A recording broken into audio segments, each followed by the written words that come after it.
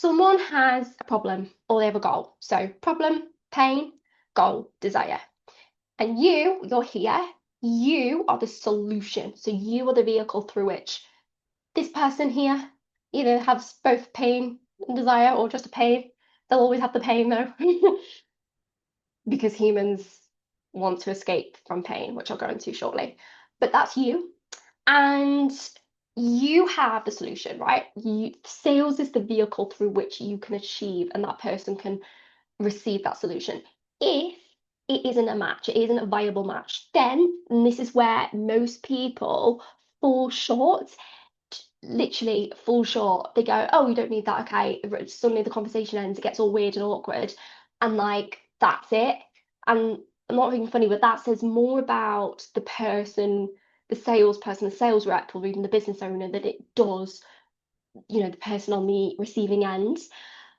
The Genuinely to this day, the reason yes, I had to be able to close and I had to be confident in a very, very male-centric industry like property investors, property, real estate, and then there's like realty agents, and then there's property investment, where like the big dogs are at, and as very, I'm not afraid to hide who I am, very bubbly, girly girl type, you know, musical theatre, what have you, Madison Beer, like vibing. Yeah, it's very challenging to actually hold that confidence. But I would put down not the only reason, but one of the main reasons that I was able to generate over 30K in setting up my own company was the months before that. I just curated, I made conversations with as many people as I could. And even if this is the point, there's making conversation and then there's keeping it going. And I'm not just meaning like, once someone ends the convo, oh, keep it going or keep it going. I mean, keeping the conversation going over an extended period of time, right? Over many, many months. Oh, yeah, just wondering, just seeing how you're doing, just seeing how you're getting on with this, building up those relationship points, right?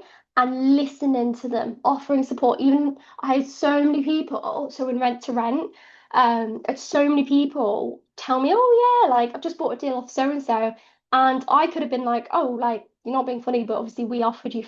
So many people will do that. I saw this like company ages ago. I had a role at more of a B2B sales, and they would literally send emails like that. And I was just like, looking back, I'm like, how can you do that? I was only there for like a month. It was actually the job that I quit when I built my investment company. And was doing more money there than I was in the job. So kind of made sense. But yeah, no, how I believe, at least from my experience, is that you should always show support. So that's amazing. And genuinely, I'm glad you've taken the leap, because at the end of the day, it's not about you, it's about them. And that's where when I said they're in pain, they maybe have a goal or desire, that's you. You're just the vehicle. Yes, people buy from people. There's an argument there. People buy from people, they might like you, but it's not about you. It's about what you can bring to them and how you can get the right person to see the value. They may see it straight away, or it may take a bit of time as well. Anyways, I'm going to go in because I'm like, there's so many things I could say, and there's a lot to go through. So, true leadership there. But yeah, it's about understanding what the person truly wants, and if appropriate, if they've said the right kind of things. And when I say right things, I mean the things that will then naturally enable you to help solve the problem, right, with your solution. But I personally would recommend, even if you're a beginner, take comfort or take confidence in what I'm about to tell you. But if you are in sales, I want you to do basically this. Remember back to times where you have effortlessly sold.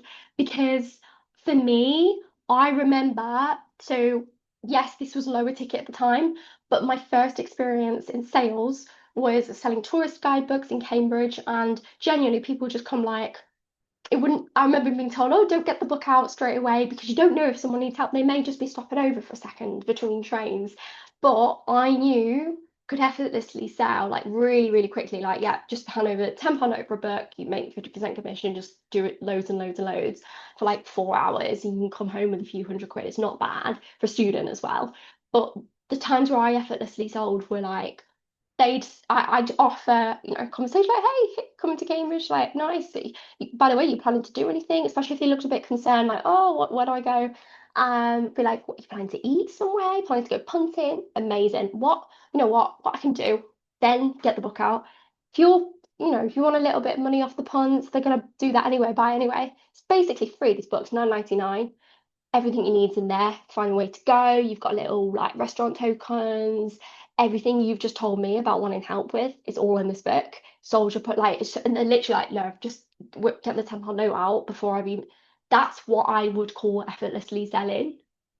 And yes, it's just one example. I don't want to make this a really, really long training, but even in, for example, property investment, someone's like, I've let's say I've sourced 3 different property deals. One of them has the potential, well, all of them actually, depends on the area, has the potential to replace somebody's income. They're going, oh, like, I've got the money, I've got the startup cost for it. I just need to get out. I can't even answer messages because I'm just bus driving all day. This was a real client of ours in Rent to Rent, and we have the solution for them. They might be a bit nervous, like obviously they would be, it's a change. But when they're like at the point of just the pain is so much that they have to do something about it, don't even think of it as selling. You're solving a problem. And then the deal goes through. And then it's just gently helping them through it and closing them off and doing aftercare management.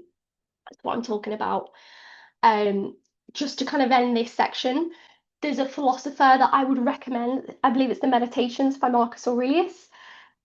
One of his core principles is us as human beings we have duties. So our duty is to be of service to somebody else. And that's where this links into this whole lesson about being of service. Sales is service, right? Because most people think that sales starts and ends at the point of the deal being closed or money being taken. No, that's where the sale begins, at least in my view.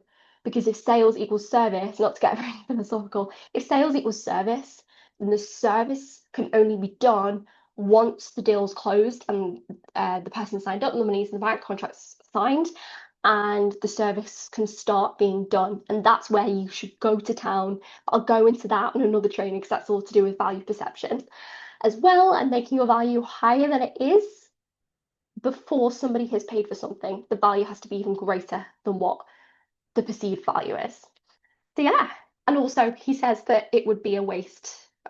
I know this is like skipping back, but in terms of basically the reason behind me mentioning the philosophy is that it would be a waste not to be of service and to share like our talents, our skills. If we can help somebody through our skills, through being of use to them, then it would be a waste. And that is why I think a lot of people in sales, like applying the ancient view to modern day, go, not objection handling with somebody, not talking about your offer would be a waste and would be selfish because we're not talking about it and therefore we're not helping somebody. I genuinely believe it goes right back down to that philosophy.